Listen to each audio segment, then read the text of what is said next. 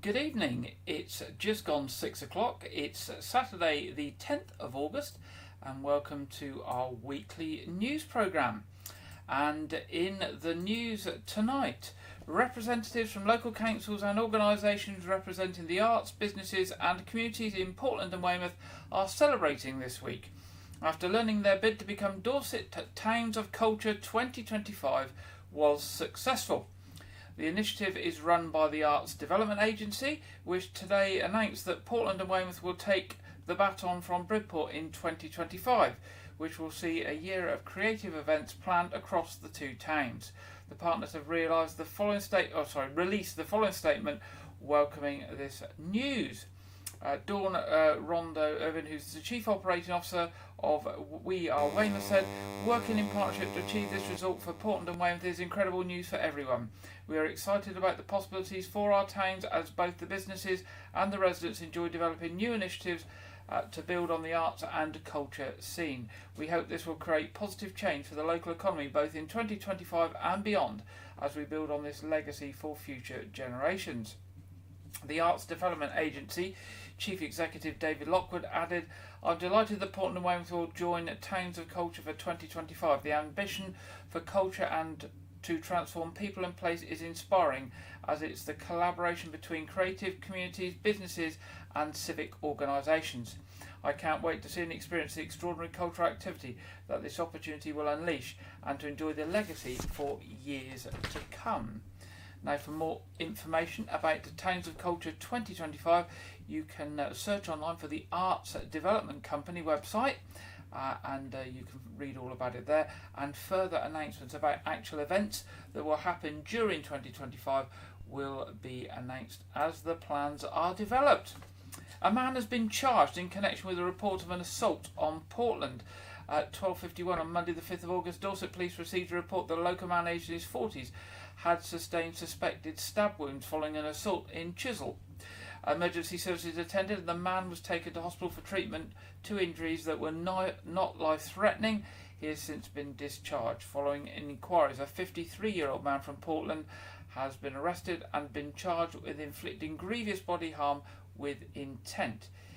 He was due to appear in Poole Magistrates Court this week. Now, Dorset County Hospital has opened a new dedicated unit for people having orthopaedic surgery. Existing ward space has been transformed into the Ridgeway Elective Orthopaedic Unit, which includes a new admissions lounge for people coming in for orthopaedic surgery and a therapy suite to support patients with their recovery.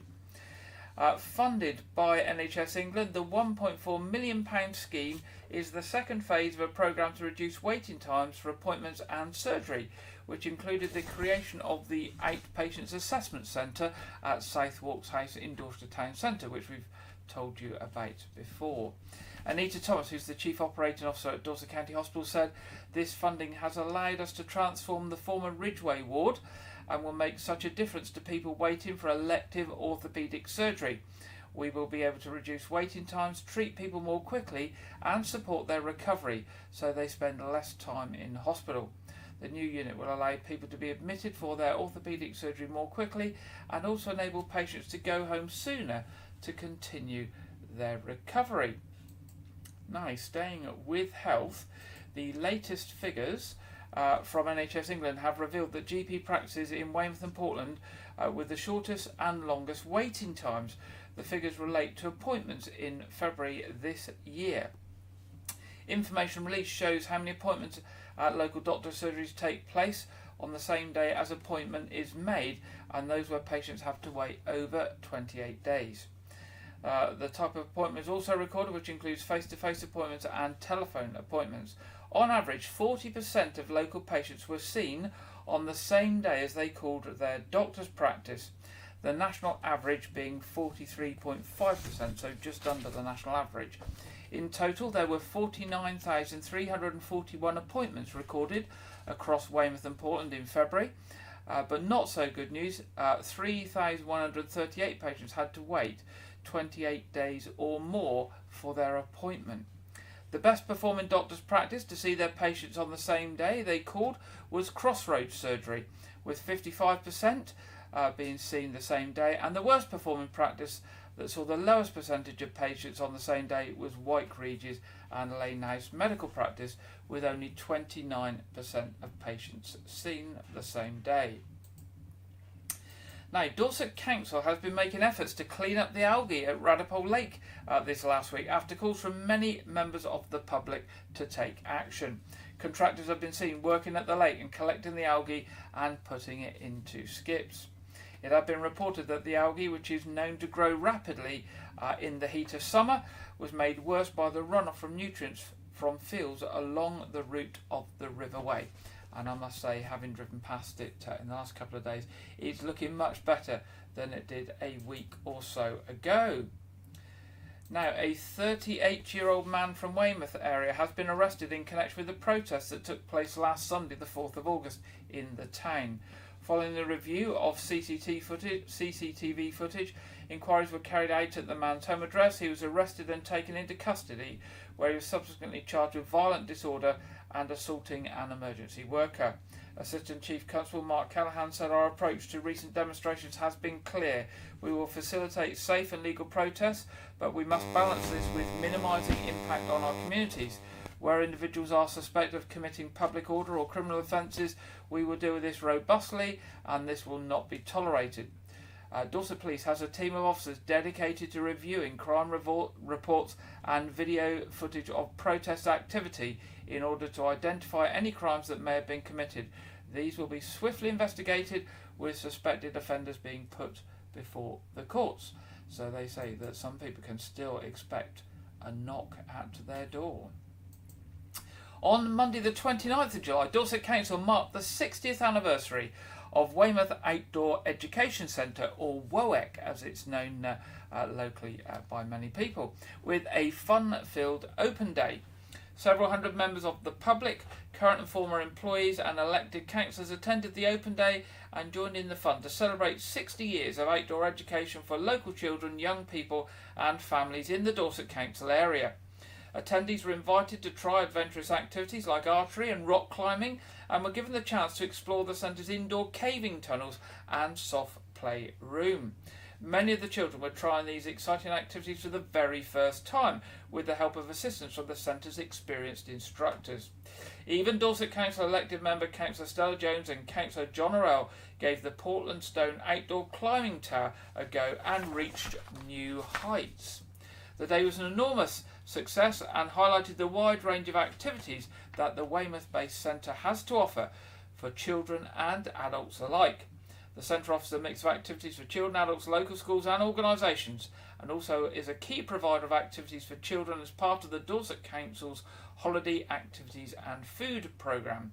Now, for the full list of activities the centre has to offer, including private hire and classes for adults, families and children, visit their website. So you just search for Weymouth Outdoor Education Centre on the internet, on Google, and go to their website, or search for them on social media. Weymouth Outdoor Education Centre is what to look for.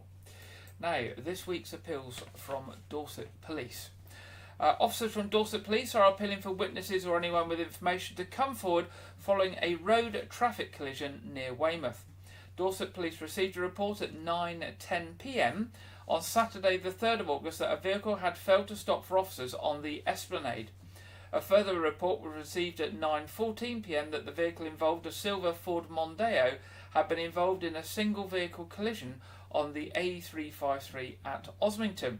It was reported that the vehicle had collided with a building. An occupant, a man aged in his 20s, was arrested on suspicion of driving offences and was taken to hospital as a precaution for treatment to injuries that were not believed to be serious. He was subsequently discharged from hospital and has been released under investigation. Sergeant Scott Williams of Dorset Police said, "We are continuing to investigate this collision and I'm appealing for any witnesses who have not already spoken to police to please make contact." It's believed the vehicle travelled along the Esplanade in Weymouth before heading through Greenhill and up Preston Road before travelling along the A353 to Osmington. Also, officers investigating a serious injury road traffic collision in Abbotsbury are appealing for witnesses or anyone with information and dash cam footage to come forward. At around 4:45 p.m. on Wednesday the 7th of August, Dorset Police received a report that a suspected stolen vehicle, a red Honda Jazz, was in the area of Alexandra Road in Bridport. It was reported that the driver of the Honda Jazz failed to stop for officers and collided with a police vehicle, causing a serious leg injury to one of the officers. The vehicle subsequently collided with a bus in the area of Abbotsbury Hill. A 31-year-old man from Bridport and a 39-year-old man from Bournemouth were arrested on suspicion of inflicting grievous bodily harm with intent and driving offences. They were taken to hospital for treatment and their injuries before they were transferred to police custody. The injured officer was taken to hospital where they have since been discharged. There were not any reports of injuries of any occupants on the bus. The officers temporarily closed the road before it was reopened at 11:30 p.m. Again, police would like to know any information on that, or anybody that witnessed any of the driving who haven't already spoken to police. And the last one from Dorset Police this week: detectives investigating a report of an assault on Portland are appealing for witnesses or anyone with information to come forward. At 12:51 p.m. on Monday the 5th of August, Dorset Police received a report that a local man aged in his 40s has sustained a suspected stab wound following an assault in Chisel. Emergency services attended and the man was taken to hospital for treatment. He was treated for injuries that are not life-threatening. A 53-year-old man from Weymouth was arrested on suspicion of attempted murder. He remains in police custody at this time. It's believed that the victim and the arrested man are known to each other. Now, if you can help with any of those incidents, either you can call Dorset Police Direct on 101, or if you wish to give information anonymously, you can do this via the Crime Stoppers charity by ringing 0800 555 111. That's 0800 555 111. Now, Dorset Council is looking for more young people to become young ambassadors, to act as the voice of young people in Dorset and to help improve the shape of services on offer to children, young people and families. The Young Ambassadors role involves sitting on Dorset Council's Young Persons Interview Panel, where you will play a key part in the recruitment process for roles within Dorset Council's children's services. You'll be invited to present the views of young people to decision makers at meetings, input into documents, plans and proposals, and to write documents from the perspective of a young person living in Dorset. To be a young ambassador for Dorset Council, you must live in the Dorset Council area, be aged between 11 and 18, or aged up to 25 for care leavers or those with special educational needs or a disability. What you get in exchange for your time, it depends on the activities you undertake and the time spent working with Dorset Council, but you will receive vouchers from a place of your choice as a thank you for your time, training opportunities, an opportunity to achieve a Dorset Award, a reference for your CV, and a chance to work with and influence decision makers. Now, if you're interested at all learning more about that, and you might be interested in it, you can give Dorset Council an email in the first instance and write to them at youthvoice, that's youthvoice at dorsetcouncil.gov.uk, youthvoice at dorsetcouncil.gov.uk. Now, a Dorset Field Study Centre that will be well known to many young people across Dorset is to be extended. The Leeson House Field Study Centre at Langton Matravis is run by Dorset Council and caters for school pupils from primary age through to sixth form, taking up to 80 pupils and their teaching and support staff at one time. Changes being planned include a new single-storey extension to provide additional showers and toilets, a new dormitory, and the addition of a mezzanine floor to be used as an equipment store, together with converting the existing powder room into a shower room. Part of the works involves the demolition of a small outbuilding thought to date from the mid-1940s. Whilst resident at the centre, students can take part in geography, geology and biology fieldwork within the grounds of Leeson House and nearby. Community, whoops, it doesn't come up, there we go, let's try the picture again, there we go. Community groups that are looking to make a difference and need some capital investment are reminded of a local funding source. The latest round of the Capital Leverage Fund remains open and welcomes application from projects which will provide new and improved facilities for communities and residents in the Dorset Council area. There are still 4 weeks left to apply for round 5 of the grants. The next assessment panel is taking place next month, so applications for this round need to be completed no later than the 8th of September. The grants can help with funding towards a diverse range of projects, including village hall or community building enhancements, renovations, adaptations, or new build projects including car parks, play areas, multi-use games areas, theatres, community sports clubs, sports pitches, and landscaping. Not-for-profit community organisations who meet the criteria can apply for a capital grant of between £1,000 and £25,000 to fund up to 20% of their total project costs. Successful applicants will be required to secure the remaining 80% of costs before any grant is made available to them. There's still a few weeks left, and if you want to be considered, get that application in by the 8th of September. The panel sits on the 30th of September, and applications can only be accepted via the online application form. If you want to find out more and want to apply, search for Dorset Council Voluntary Group Support, and it's the Capital Leverage Fund. So that's Dorset Council Voluntary Group Support, and you're looking for the Capital Leverage Fund. There's to be a seasonal programme of talks, workshops and more at Dorset Museum this autumn. Taking place on the first Thursday of the month, Culture Club is a new seasonal programme of events ranging from enlightening talks, hands-on workshops to captivating performances that will inspire and entertain. You can become a Culture Club member and enjoy discounted tickets to all 4 events, included in the seasonal programme. Kicking off with the museum's Culture Club programme for autumn is Sir Grayson Perry, how he became a national treasure, and that will be at 7 p.m. on Thursday the 5th of September. This talk with art and design historian Pam Simpson will explore Perry's journey from Essex beginnings to international acclaim and celebrate his unique work. Details of the other 3 events included in the Autumn Culture Club will be released soon. Now, for more information and to sign up for Culture Club, you can visit the museum website at www.dorsetmuseum.org. And if you look for the picture that I've got up on screen, it's down on that homepage, and click on that for Culture Club, then you will find out about Culture Club membership. Now, just a bit about Grayson Perry. He came to prominence when he won the Turner Prize in 2003. Far from being an overnight success, it took him decades to become the household name we recognise today. He described becoming an artist as akin to climbing Everest without oxygen. There we go, that was in his own words. And finally, in the news tonight, or in the headlines tonight, if you're travelling via bus this summer, you may come across a rather unusual passenger. As part of the Stampede by the Sea art trail, Ponty the baby elephant will be travelling on board First Wessex buses, and you can actually see Ponty in the picture on the top of an open deck bus there on the screen now. The bus company will be taking the sculpture on trips on its Jurassic coaster from August the 12th to the 18th, so that must be Monday, as that's this coming week, isn't it? James Eustace from First Bus Sace, who's their commercial director, said, "We're excited to help Ponty on his bus holiday, showing people the beautiful elephant sculpture that will be part of the Weldmar Hospice Care Stampede by the Sea art trail. As transport partners for the trail, we wanted to help people see that getting out by bus is a brilliant way to travel.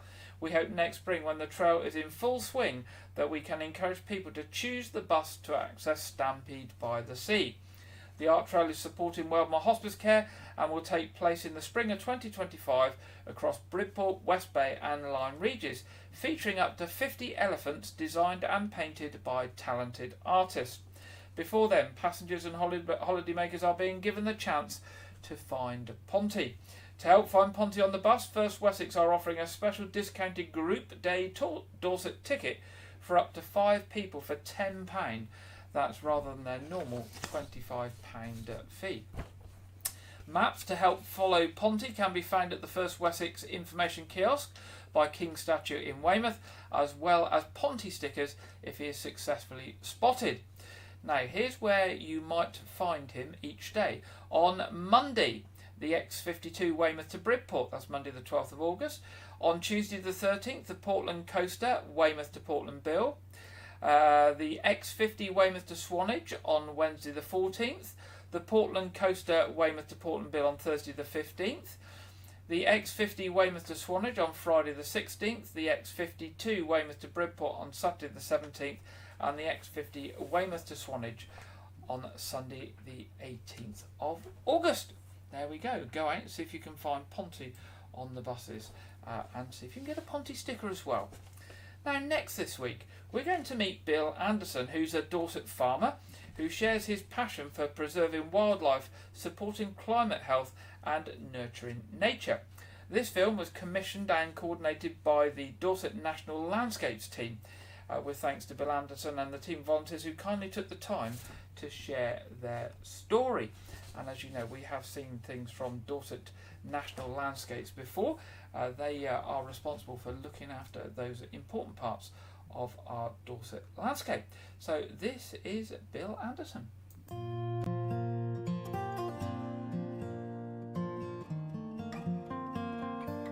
My name's Bill Anderson, and I was born about half a mile over there at Manor Farm, and these woodlands are my mother's share of Church Farm, where she grew up. It was her family farm. So I'm managing these woodlands for the environment, and some of the things we've been doing is we've had a 400 metre of hedge which we've laid using the FIPL grant, and that's just been a fantastic way of building a wildlife habitat. We've cleared some areas to encourage the Duke of Burgundy butterfly, which nests just outside the wood, the breeding site just outside the wood, and we've enticed it in by some of our activities by coppicing and clearing areas, glades.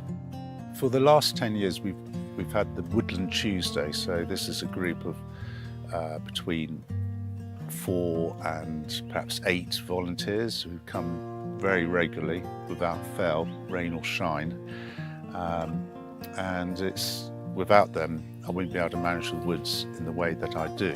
It keeps the process moving forward, and I feel that it's healthy for them, for me and the woodlands. So we've been hedge laying. Tom Newton, our expert, sadly not with us today, but we've been laying the hedge down here, providing a natural boundary for Bill's woods, giving some cover, and basically putting up our boundary and restricting a little bit of access, but animals can still get in and the like. So it's been a good. And it makes it look good. And makes it look good. As you drive along that road, I think that hedge just makes it look amazing. Yeah, it's better than a barbed wire fence, isn't it? Well, that's the first thing we did, wasn't it? We took all the old barbed wire out. All the old barbed wire, day one. So, it provides a natural version. And it produces a fantastic habitat. Habitat, of course. That's the key. But that's a key reason for doing it. And people notice it. I've had so many comments from people who've driven past it and have approved and appreciated what they've seen. It gives you that sense of purpose in a week. We get a rhythm to the week. I've certainly learnt a huge amount of something that I never did in my previous life. As Nick said, it's the green gym, it's physical activity. So and good common right. We come up here and we take the mickey out of each other. We have a good laugh and we have our cake and our sausages, and it's a very, very healthy thing to do. Yeah, it's good. There's something about a hedge which just holds so much carbon, so much life in such a small, compact space. It's a way of having a good variety of trees in a small area, and it's the amount of carbon stored is great. And then as I can come back and I've got a whole line of bean poles to take out, it's just a really fantastic way of growing wood very quickly. The FIPL staff have been very helpful in going forward with the whole process, but it's funded a series of projects, so the 400 metres of hedge, access track on a very heavy clay woodland, hand tools for volunteers including some scythes, and a natural flood management project. So it's helped enormously. Yeah.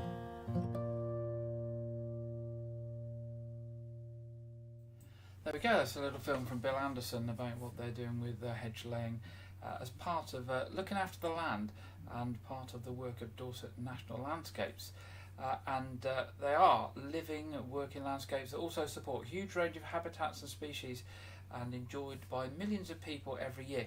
If you want to find out more about those parts of Dorset that are being carefully managed under the Dorset National Landscapes, they've got a website, and it's dorset-nl.org.uk, dorset-nl.org.uk, or just search for Dorset National Landscapes and see where there might be some places that you could pop out and visit this summer for some fresh air. Now it's time in the programme for our regular film review and preview with Andrew Wright.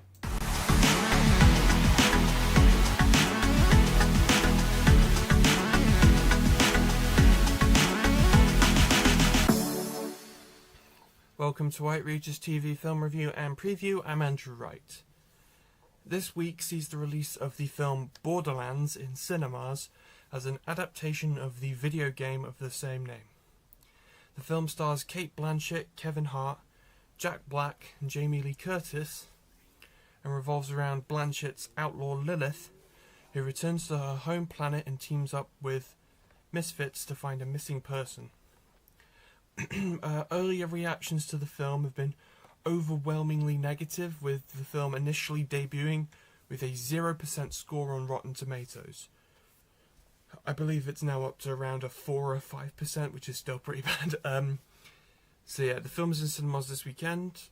I'll probably watch it when it comes out on Blu-ray, so that'll be in like 4 months' time.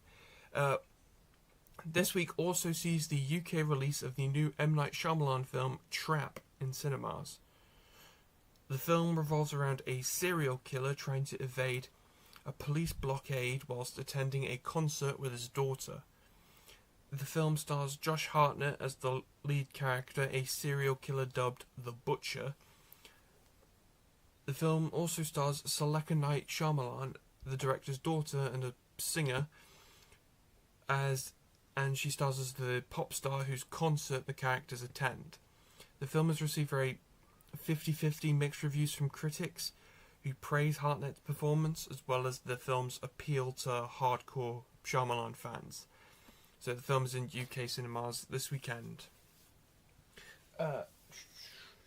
And so a quick roundup of what came out on home video this week. The Strangers Chapter 1, a horror slasher related to the previous, I believe it was the 2008 Strangers film. So I watched Strangers Chapter 1. I enjoyed it a lot more than a lot of critics and audiences did. So that was a 3-star watch for me. The Fall Guy came out on home video. Apparently the Blu-ray bonus disc is incorrectly formatted, but I rewatched The Fall Guy, saw it in cinemas. I was a bit iffy on it. I enjoyed it more when I watched it at home, probably just because I watched it at home, but sort of the same problems were there.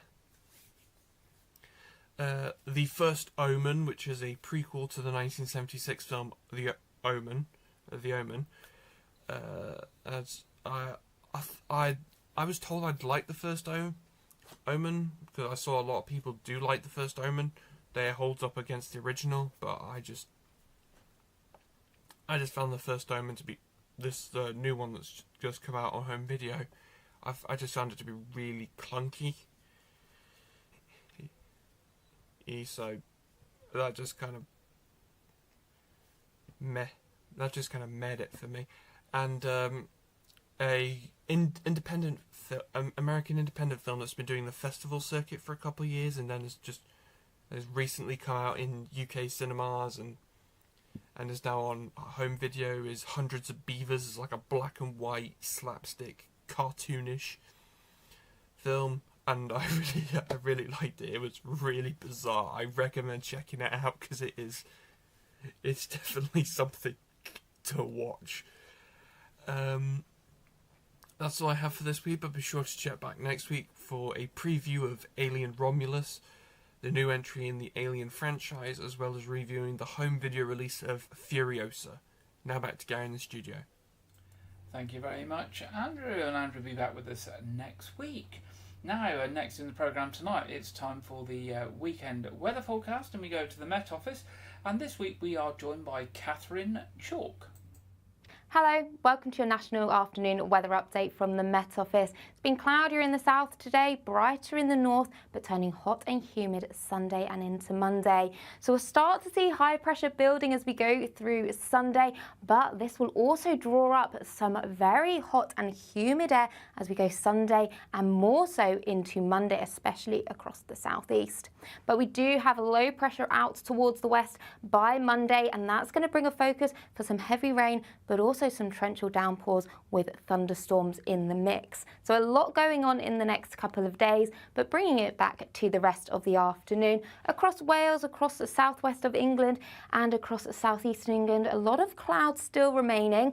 That should start breaking up as we go later on in the afternoon. Across Northern Ireland, parts of northern England, plenty of sunny spells here. But across Scotland, we still do have a focus for some showers, moving through quite brisk though on that wind.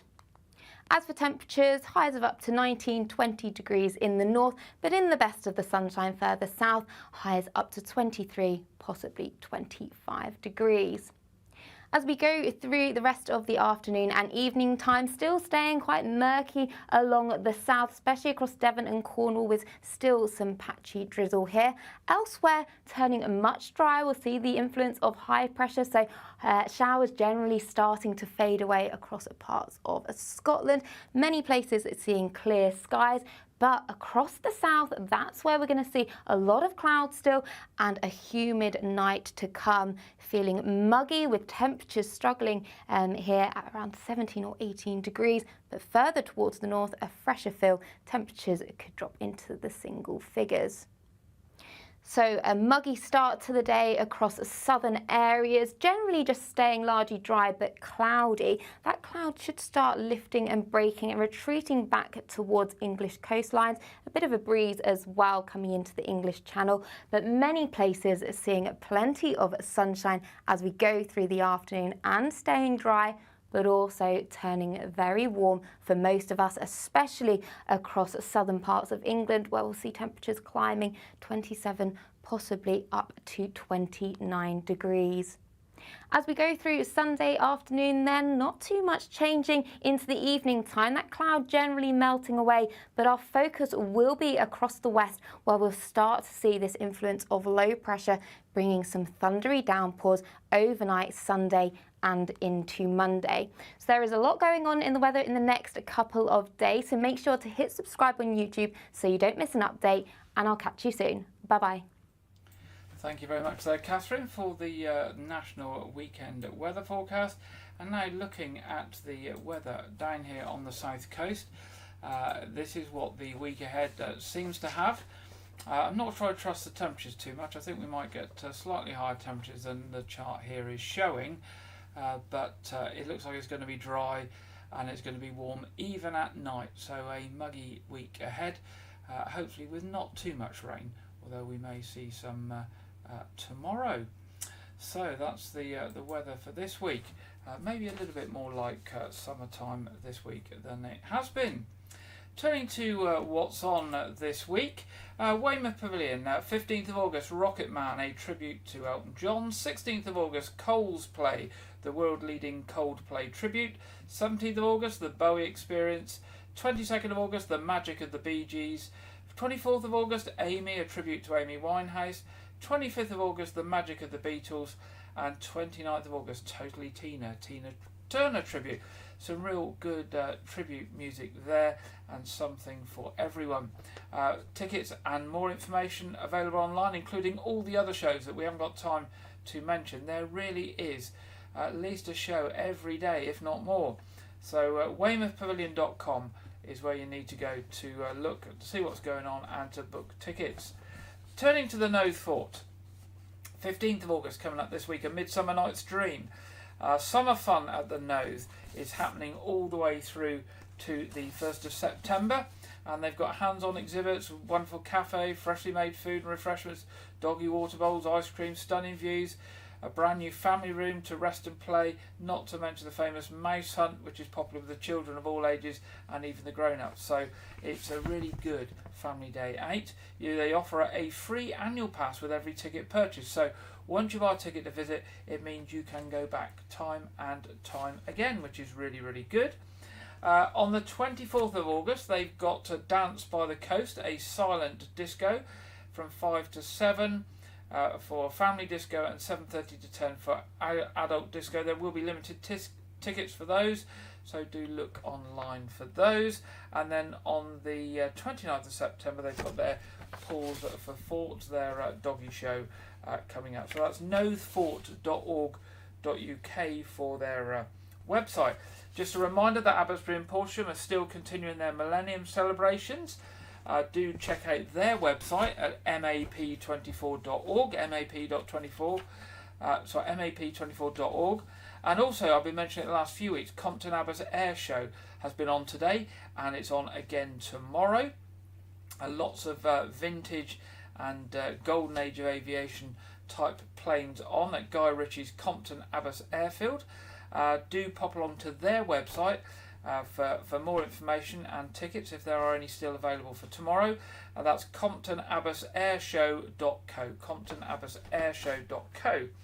Now, Portland Marina will be the venue at the start of this year's B-Side Festival on Portland. The festival will run from the 5th to the 8th of September. The launch evening will be at the Salt Restaurant at the Marina, and this will be feature a new short film by Hugh Dunford Wood in collaboration with Stephen Clark of Bigger House Films. The film uniquely captures 209 portraits illuminated by the fleeting light of a single match, revealing the diverse faces of Portland's community. Now, that sounds very, very interesting, doesn't it? So, one to watch out. We will mention that again nearer the time. Church services tomorrow in Wyke, Regis. Communion at All Saints Church at 8 o'clock. 9:30 communion at All Saints Church, and 11 o'clock at St Edmund's Lane House. Now we're coming just to the end of the programme tonight. Just to remind you that our quiz is on tonight, as it is every Saturday night. 7:30, stream goes live about 7:20. It's free, it's community and family friendly, it's there for everyone. We don't mind who joins us, it's just there if there's something that you want to do with us on a Saturday evening. Maybe you live alone at home and you like joining with other people and joining with something interactive, or maybe there's nothing on the TV this week and you'd like to join us. So that's 7:30, starts promptly, stream goes live from 7:20. Now, if you've got any news or stories or any events coming up that you'd like to share with us, do drop us a line, news@wykeregis.tv, news@wykeregis.tv. We would love to hear from you during this coming week, and then maybe we can include it in next week's programme. Obviously, we get all the information via people sending it to us, so if you don't tell us, we don't know what's going on. I hope you enjoy the rest of this weekend and the weekend, especially if you are still on school holiday. Enjoy it. Hopefully the weather won't be too bad.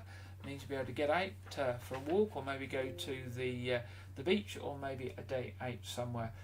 But whatever, I hope you have a good week, and I will be back here next Saturday at 6 o'clock, and look forward to you joining me again then. Good night.